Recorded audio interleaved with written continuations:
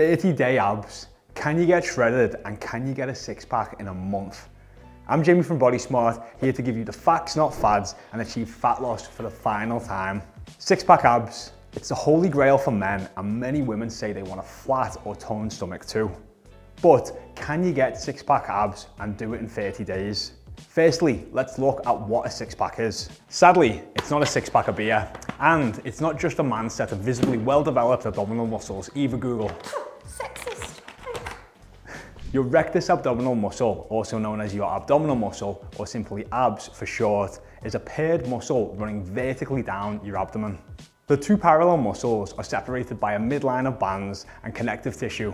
These bands give the appearance of multiple packs stacked on top of each other on each side of your abdomen. You were born with a set number of these connective tissue bands and you can't build additional ones. For some people, they can only ever build a 4-pack of abs due to the connective tissue lines they have.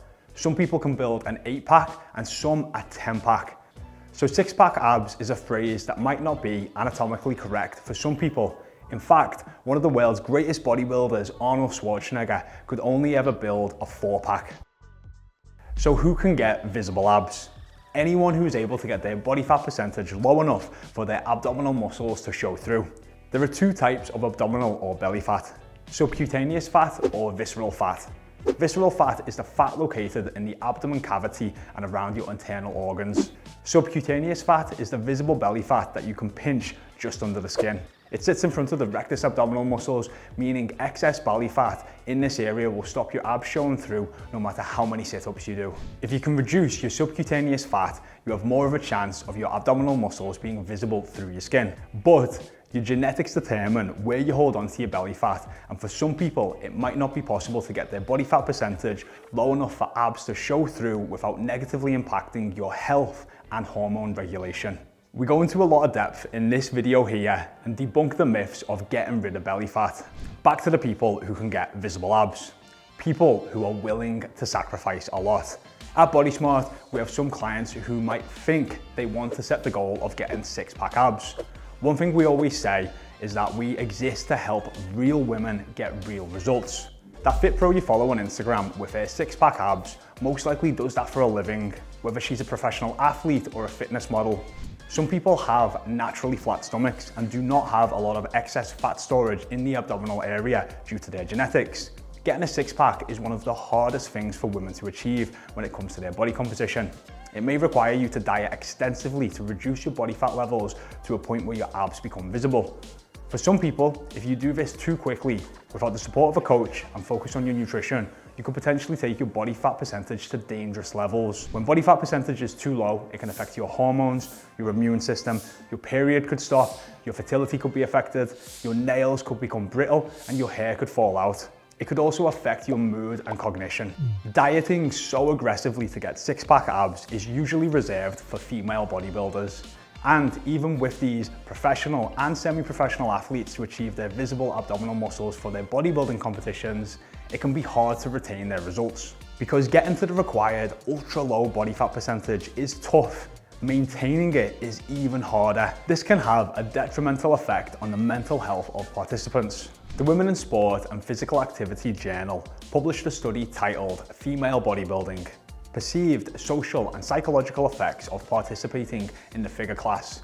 The study stated, competitors wished that their bodies were in competition condition all the time, although each person knew that this was not sustainable. With respect to this, there were psychological consequences attached to gaining weight after competition. Competitors often felt depressed to see their athletic bodies slip away as they became conscious and disappointed about their weight. So if getting visible abdominal muscles is a goal for you, ask yourself why you want that goal. Because I'd argue that most people don't walk around with their abdominal muscles on show for the majority of the time. However, we do strongly believe in training your abdominal muscles as part of a resistance training regime. Training your abs and core through weight training workouts is good for your posture and back, especially as many of us are so sedentary working at a desk all day.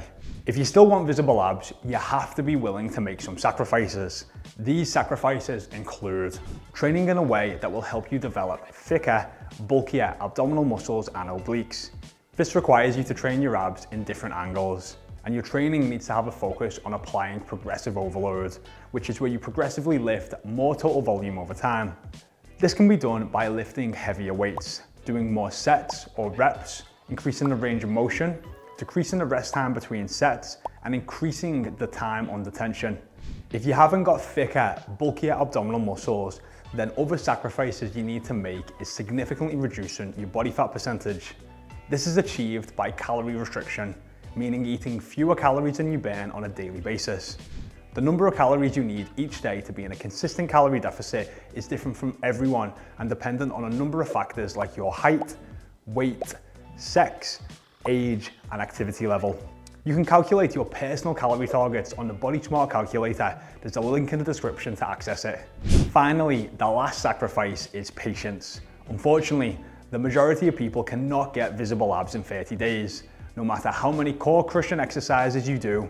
In fact, the American Council on Exercise says a 1% body fat loss per month is safe and achievable. The average woman with average body fat percentage will take between 20 and 26 months to achieve the appropriate amount of fat loss for six-pack abs.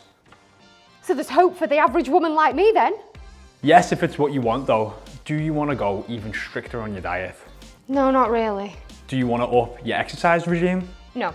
What I'm doing is enough, and I do it for my head, not my belly. Are you walking around with your abs showing all the time? No. There you go then. So before you start that unrealistic 30-day ab challenge and then get upset when you don't get the results you hoped, be realistic, give yourself time and patience, focus on overall fat loss, stick with big compound movements in your resistance training, working on progressively overloading your muscles. And two big ones. Firstly, be proud of the body you're in right now, rather than focusing on an unrealistic physique of a fitness model or professional athlete you see on social media. Remember, comparison is the thief of all joy, and you can only be the best version of you. And secondly, don't fall into the trap of, I'll be happy when. I'll be happy when I weigh 140 pounds. I'll be happy when I'm 15% body fat. I'll be happy when I've got a six-pack. This I'll be happy when concept is called the arrival fallacy, a term coined by Harvard-trained positive psychologist Tal Ben-Shahar.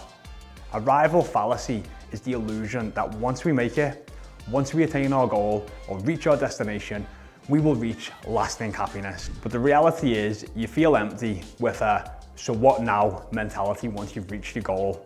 That's why we always like to encourage clients to focus on identity-based goals. So ask yourself, what kind of person do you want to be? And then work backwards from that identity you want to create and ask yourself, what kind of things would a person like that do on a daily basis? If you want to be a bodybuilder, great, aim for those six-pack abs.